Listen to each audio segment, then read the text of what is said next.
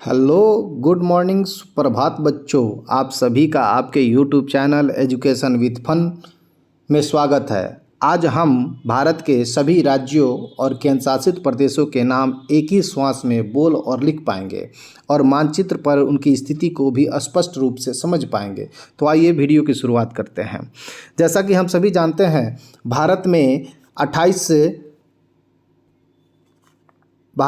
28 राज्य और 8 केंद्र शासित प्रदेशों की संख्या है।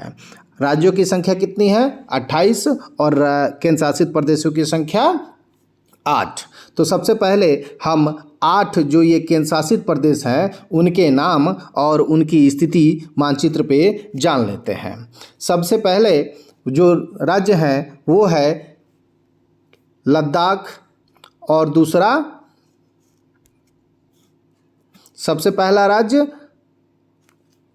देखेंगे हम लद्दाख और दूसरा जम्मू कश्मीर, जो कभी एक राज्य हुआ करता था, लेकिन 2020 में इसको तोड़कर 2 भागों में बांट दिया गया और इसको 2 केंद्र शासित प्रदेश बना दिया गया।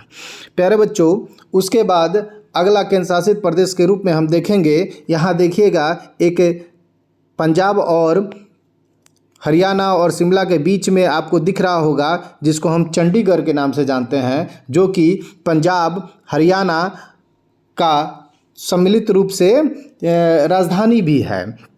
तो तीसरा हो गया चंडीगढ़। चौथा देखिएगा यहाँ पे दमन द्वीप और दादर नगर हवेली, जो कभी ये दोनों अलग अलग केंद्र शासित प्रदेश हुआ करते थे, लेकिन 2020 में इनको भी दोनों को एक कर दिया गया। तो चौथा हो गया दमन द्वीप और दादर नगर हवेली। प्यारे बच्चों, आगे देखिए, यहाँ पे ये हो गया लक्षद्वीप, जो कि एक केंद्र शासित प्रदेश है। उसके बाद यहाँ देखिएगा अंडमान निकोबार, ये भी एक केंद्र शासित प्रदेश है। और उसके बाद एक यहाँ देखिएगा पुदुचेरी, ये भी एक केंद्र शासित प्रदेश है। उसके बाद जो भारत की राजधानी है उसको कैसे हम भूल सकते हैं? भारत की राजधानी दिल्ली, जो कि ये भी एक केंद्र शासित प्रदेश है। तो इस प्रकार हमने 8 जो केंद्र शासित प्रदेश हैं उनके नामों को जान लिया। फिर से एक बार रिपीट कर लेते हैं। लद्दाख, जम्मू कश्मीर, चंडीगढ़, दिल्ली, दादर नगर हवेली, दमन द्वीप, जो कि एक ही यूनियन टेरिटरी है। उसके बाद लक्षद्वीप, पुदुचेरी और अंडमान निकोबार, ये हुए हमारे 8 केंद्र शासित प्रदेशों के नाम। अब हम चलते हैं राज्यों के तरफ। तो राज्यों को याद करने के क्रम में सबसे पहले हम उन पूर्वोत्तर राज्यों के नामों को याद करेंगे जो भारत के सबसे पूरब की तरफ है। और बच्चों, प्यारे बच्चों, जैसा कि आप जानते हैं कि सूर्य जो है वो पूरब के तरफ से उदय होता है और सूर्य को हम अरुण के नाम से भी जानते हैं। तो अरुण से आपको अरुणाचल प्रदेश याद आ जाएगा, और अरुणाचल प्रदेश जो है वो भारत के सबसे पूरब दिशा में अवस्थित है। प्यारे बच्चों, तो इस प्रकार सबसे पूरब में अवस्थित होने वाले राज्य कौन हो गया? वो हो गया अरुणाचल प्रदेश। और इसी राज्य में सबसे पहले सूर्य उदय भी होता है। और इसके नीचे जब हम गौर करेंगे तो यहाँ एक राज्य है नागालैंड, जिसकी राजधानी कोहिमा है। और नागालैंड से नीचे आएंगे तो एक राज्य है मणिपुर। अब इसको याद रखना, देखिए बहुत ही आसान है। नागालैंड जैसे ही हमारे दिमाग में आता है तो नाग दिमाग में आता है, और नाग के पास क्या होता है बच्चों? नाग के पास होता है मणि। तो नाग के पास होता है मणि। तो इस प्रकार जैसे ही हमारे दिमाग में नाग आएगा, उसके बाद हमें मणिपुर राज्य भी याद आ जाएगा। उसके नीचे जब मणि आपको मिल जाए तो आपको मज़ा आ जाएगा। तो प्यारे बच्चों, देखिए मणिपुर के नीचे जो राज्य है वो है मिजोरम। इस प्रकार हमने 4 राज्य याद कर लिए। अरुणाचल प्रदेश के नीचे नागालैंड, और नाग से याद आ जाएगा मणि, और मणि मिल जाए तो मज़ा आ जाए, तो वो हो गया मिजोरम। अब इसके आगे बढ़ेंगे तो एक राज्य है त्रिपुरा, जो कि बांग्लादेश से 3 तरफ से घिरा हुआ है। ना बच्चों। तो ये हो गया राज्य त्रिपुरा। त्रिपुरा के ऊपर है मेघालय। त्रिपुरा के ऊपर कौन राज्य है? मेघालय है बच्चों। तो मेघ की वर्षा कहाँ से होती है? ऊपर से होती है। तो त्रिपुरा के ऊपर कौन राज्य है? मेघालय। मेघ से याद आ जाएगा मेघालय। और एक राज्य है देखिए यहाँ असम जो कि इन 6 राज्य अरुणाचल प्रदेश, नागालैंड, मणिपुर, मिजोरम, त्रिपुरा, मेघालय से अपनी सीमा को बना रही है। तो ये 6 राज्यों से सीमा को बनाने वाले एक राज्य असम हो गया। और इन्हीं 7 राज्यों को हम 7 सिस्टर्स के नाम से भी जानते हैं और पूर्वोत्तर राज्यों के नाम से भी जानते हैं। आइए बच्चों अब आगे बढ़ते हैं। आगे बढ़ने के क्रम में हम सबसे उत्तर के तरफ, भारत के सबसे उत्तर के तरफ चलेंगे तो देखेंगे कि ये एक राज्य, एक केंद्र शासित प्रदेश जो कि लद्दाख और जम्मू कश्मीर है, जिसको हमने केंद्र शासित प्रदेश के रूप में पढ़ा। अब उसके नीचे देखेंगे तो ये हिमाचल प्रदेश है। और हिमाचल प्रदेश कैसे याद आएगा बच्चों? आपको याद होगा कि जो उत्तर के तरफ हमारे हिमालय पर्वत श्रृंखला है, तो हिमालय से हिमाचल प्रदेश याद आ जाएगा। और पहाड़ पे हम चढ़ते हैं तो उतरते भी तो हैं। तो हिमाचल से जब हम उतरेंगे तो एक राज्य आपको मिलेगा जिसका नाम है उत्तराखंड। तो हिमालय से उतरे तो उत्तराखंड मिला, उत्तराखंड से और नीचे उतरे तो हमें एक राज्य मिला जिसका नाम है उत्तर प्रदेश। उत्तराखंड से उतरे तो उत्तर प्रदेश। उत्तर प्रदेश के बारे में हम बिहार के रहने वाले तो जानते ही हैं कि जब उत्तर प्रदेश हमारे बगल में है। तो देखेंगे तो यहाँ उत्तर प्रदेश के बगल में कौन राज्य हो गया? उत्तर प्रदेश के बगल में हो गया बिहार। और बिहार जो है ना बच्चों, कभी बहुत बड़ा हुआ करता था, जिसमें झारखंड भी सम्मिलित था, उड़ीसा भी सम्मिलित था और पश्चिम बंगाल भी सम्मिलित था।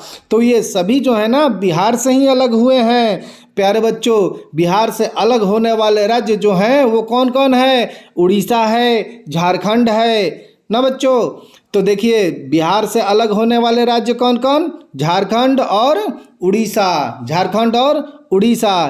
तो बिहार जैसे ही याद आएगा तो बिहार के बाद याद आएगा कि बिहार से अलग होने वाले राज्यों के नाम जो कि कौन है? वो है उड़ीसा और झारखंड। तो इस तरह याद हो गया हमें 3 राज्य और याद हो गए। और जब बिहार के बगल में एक राज्य देखिए, यहाँ पश्चिम बंगाल है। और इसी पश्चिम बंगाल से ही कभी बिहार कटा हुआ था। और ऊपर के तरफ एक राज्य हम भूल रहे हैं जिसको हम सिक्किम के नाम से जानते हैं।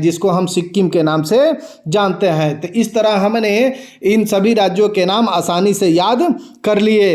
अब हम चलेंगे पश्चिम के तरफ बढ़ेंगे तो देखेंगे एक राज्य है जिसका नाम है गुजरात। जिसका नाम है गुजरात।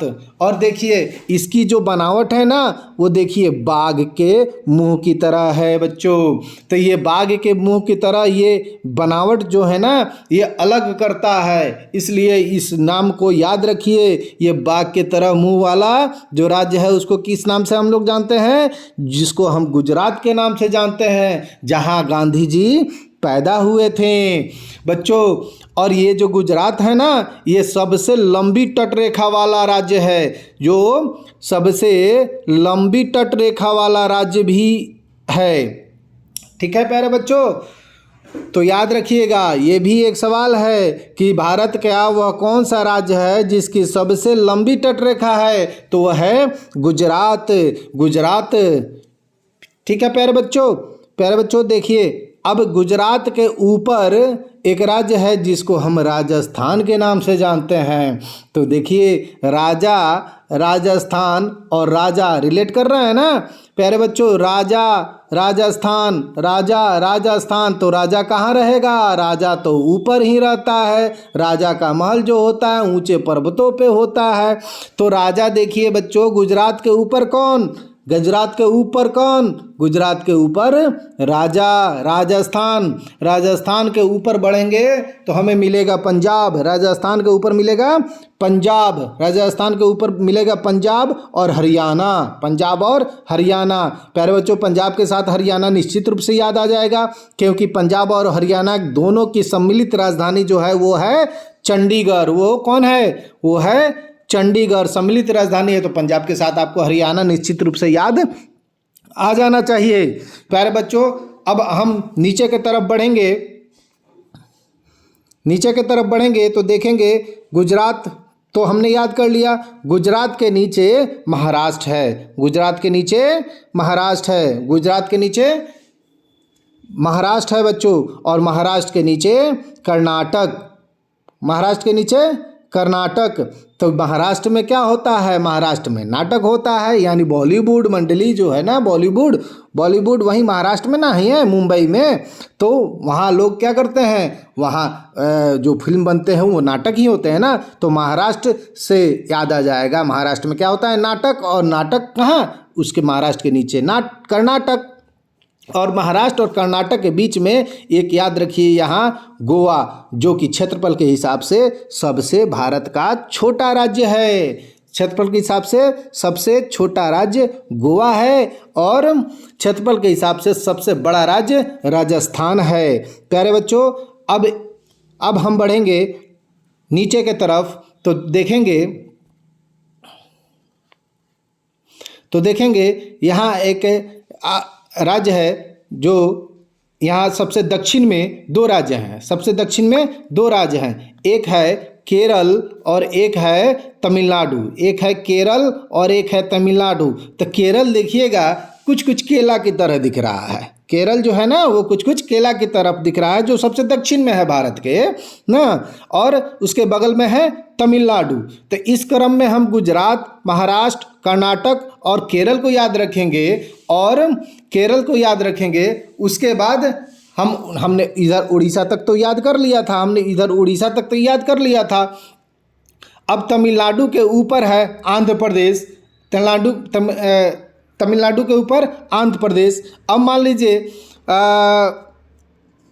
आंध्र प्रदेश है तो आंध्र प्रदेश के नीचे तमिलनाडु। अब अंधा आदमी से कोई मिलने गया, ऐसा याद रखिए कि आंध्र प्रदेश और तमिलनाडु, और आंध्र प्रदेश से ही कट के अलग हुआ था तेलंगाना। आंध्र प्रदेश से कटकर अलग हुआ था कौन? तेलंगाना। 2014 में तेलंगाना आंध्र प्रदेश से कटकर अलग हुआ था।